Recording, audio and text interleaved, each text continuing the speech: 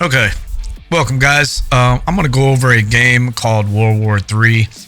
World War III is a first-person shooter game that takes place in modern times. It was developed by the Farm 51, a company called Farm 51, and polished by My Dot Games on Microsoft Windows platforms. The game features, I don't know why. At first they were talking about single player. There is no single player, but it does feature online multiplayer modes.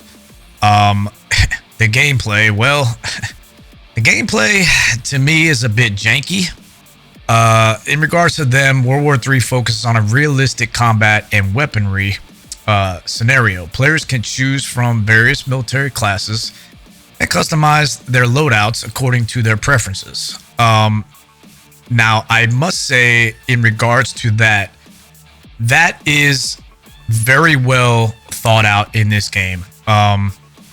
I do love the classes in this game and the way you can customize everything in this game. I mean, it is very, very, it dives very well into customization in this game. That's one thing they have on their side. Also, the map development in this game, they also have on their side, which is very, very well played out in this game, in my opinion. So, all the loadouts can be customized according to your own preferences. The game's maps, like I said, are set in different locations around the world, including cities like Berlin, Moscow, and Warsaw. And now with their new update came along Tokyo. There is a new mode, which this is what I want to point out, called FUBAR. If any of y'all know, which means fucked up beyond all recognition. For all you old schoolers out there. But in regards to that, it's been very, very difficult to even play that mode. So I don't know what's going on. But just to get in a server to play that mode, I think I've been playing this since the update came out. It's been a week now, I want to say, something like that, or maybe more, a couple weeks. I've pretty much only played FUBAR. I can count on one hand. And to even get to that point, you'll sit there for, I don't know, sometimes 3, 5, 10 minutes to even get in a server. And if you unclick all the options in the menu and just put FUBAR, you'll never get into a server. So it's very very frustrating at that point. In the multiplayer modes, players can engage in squad-based combat to complete various objectives like conquest. They now have domination. With the new FUBAR, they have revives in this game now, which they didn't have in there before. Now, what's confusing to me is they put it in FUBAR, which you can't seem to ever play, but they didn't put revives in the entire game. So any of the other modes you can't revive. So it's only in FUBAR, and you can't even get into that mode to appreciate what they did. So that's very frustrating at this point. I want to, there's so many things I want to say about this game. It's very difficult to play this game for a very long time. I said today when I was playing in the game, I mean, this game's like a callus. Like, there's only so much you can take of it before you just want to cut it off, right? So the game also features destructible environments, which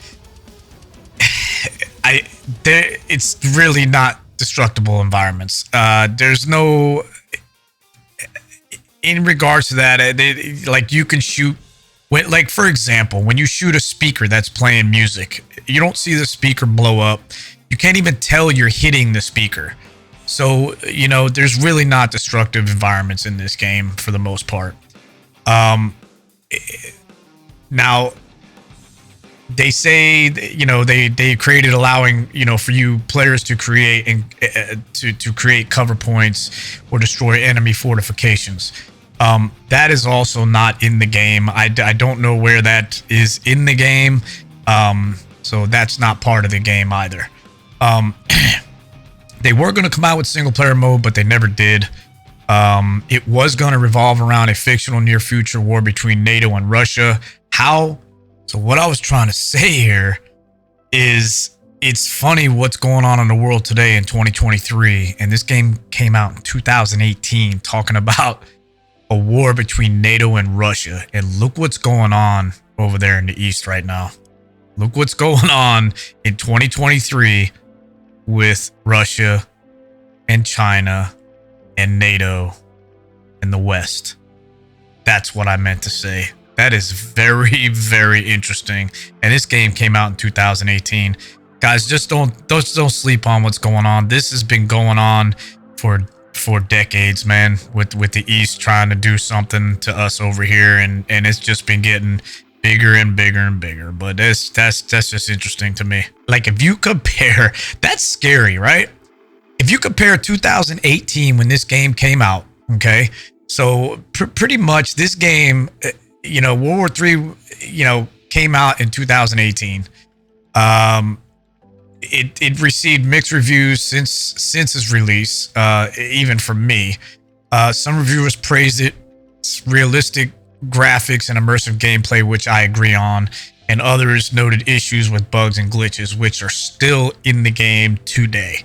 Overall, World War III is a game for fans of military shooters who enjoy team-based gameplay and realistic military simulations. That I can agree on. If you're looking for a challenge that immerses you,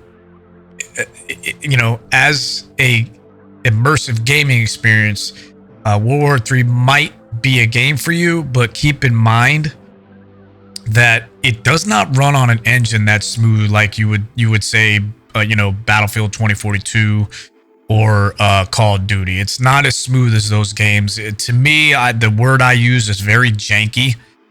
When you're running around and you're seeing other players or tanks, you'll see them skipping along. When you're shooting people, you don't get that feel that you're even hitting the guy. And when you kill them, you don't get that satisfaction that you killed him. Like, it doesn't feel like a kill that you would get in Call of Duty or Battlefield 2042.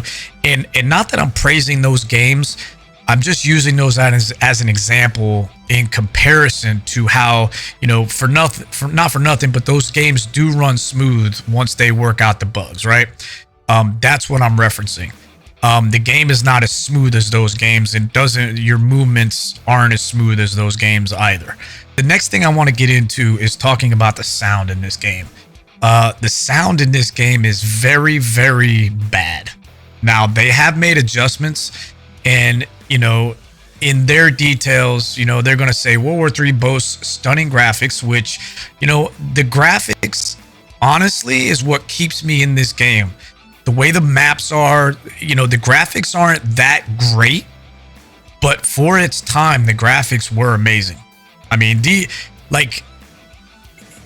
they can get the gameplay smooth, like this game would dominate. I think they can get that smooth and the sound. Then, and let's talk about the sound, because the sound is one of the things in this game that really, really bother me. The game's detail, environments, and character models, seem to immerse people in an authentic combat experience. Well, that is true, and that's one of the things that immersed me in this game. And that's why I keep coming back to this game, because of those points there explained. Now, the game sound, they say, is also excellent. No, it's very far from excellent. The weapon sounds, I would have to say, probably are the best in the game. The ambient noise is okay. But as far as footsteps and, let me just put it this way in a whole. The directional sound is really bad. Okay, they can't seem to really get down to where, the enemy footsteps, the enemy sounds, like you never know where these sounds are coming from. In other words, I was in a staircase, or I was on the bottom floor, man, or I was on the other side of the wall, and I couldn't tell whether they were upstairs, downstairs. It sounded like they were in front of me, but then they came behind me. So there's a lot of bad directional sound in this game, and it's very, very frustrating. It goes back to that callus thing that I was telling you about. Like the longer you play this game, it's like a very annoying callus that you just want to cut off after a while. So you know, it's that in a nutshell to me really drives me to turn this game off eventually, because it's the sound, you know, your directional sound, knowing where people are coming from.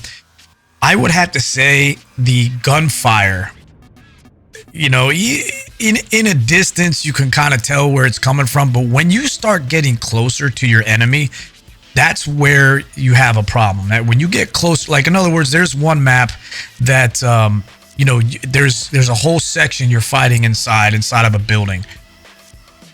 You can hear the sounds from the tanks and all the gunfire like they were right next to you, but it's all the way in the middle of the map outside. So you can't even hear anything in this building. You can't hear people that are right next to you coming up on you. Like you hear everything that it's like it's happening next to you, but it's all going on outside in the middle of the map or across the map at A1, and you're all the way at, you know, on the other side of the map. So, you know, the sound is very frustrating in this game, and you know, for one, it's very hard to consume that for a long periods of time. So in conclusion, you know, I'm trying to be as positive as I can about this game. You know, the game is a work of fiction. It offers an engaging and realistic portrayal of modern warfare. It does that, right? So you players that enjoy, you know, first-person shooter genres, you know, you'll find this game interesting. The game's combat mechanics and customization are separate, in my opinion. You know, as far as satisfying my needs, the combat mechanics to me need a lot more help, but the customization to me is there. The customization and the graphics are there.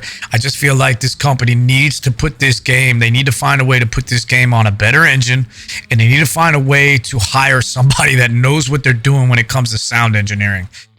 If they can get that, and you know, some tweaks to where, like, you know, you're shooting somebody, I want to feel satisfied that I'm hitting them. I want to feel satisfied that I got the kill. Like, yeah, something pops up in the middle of the screen when you get the kill, but at the same time, it doesn't satisfy you. Like when I get a kill, it's not satisfying to me in this game. I can't tell, you know, whether I'm hitting somebody. You know, the hip fire in this game is very, very bad. You don't find yourself in a lot of intense battles. Very difficult to find battles in this game. As far as providing players with thrilling and realistic combat experiences, I wouldn't go as far as that. In a nutshell, this game seems to want to keep bringing me back, and I'm just speaking of my opinion. It seems to want to keep bringing me back because there's certain aspects of this game that are immersive. As far as the graphics, as far as the customizations, as far as the way the game looks, right?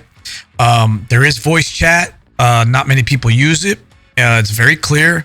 I like the voice chatting game. But other than that, man, you know, it's very difficult to play this game for long periods of time because it just gets very, very annoying. From the start, when you go into the game itself and pick your modes, you have 4 different modes to pick. You can either pick TDM, Conquest, Fubar, and there's another one, Domination, right? And you can untick, you know, you could just pick TDM and you'll just go into TDM all day. But if you pick all 4, right, it will siphon through whichever server it puts you in. It'll siphon through. Most of the time it puts you in TDM, and it gets very frustrating. So even if you uncheck TDM, and you have the other 3 checked, and let's say you can't get in that server, it's gonna put you in a TDM anyway. So that's another thing that's very frustrating. So in a nutshell, guys, in my opinion of this game, it's not there yet. I don't know if they have plans. They are doing updates always in this game, but if I had to go from when I started playing this in 2018 to now, how different the game is played, I would have to give it a C-. The gameplay is still the same. The gun mechanics are still the same. Those things really, to me, need help. They really do. So, guys, I hope you enjoyed this video. Wait, thank you. Have a great day. No, fuck that. Thank you. Peace and hair grease. I'm out. See you on the next one.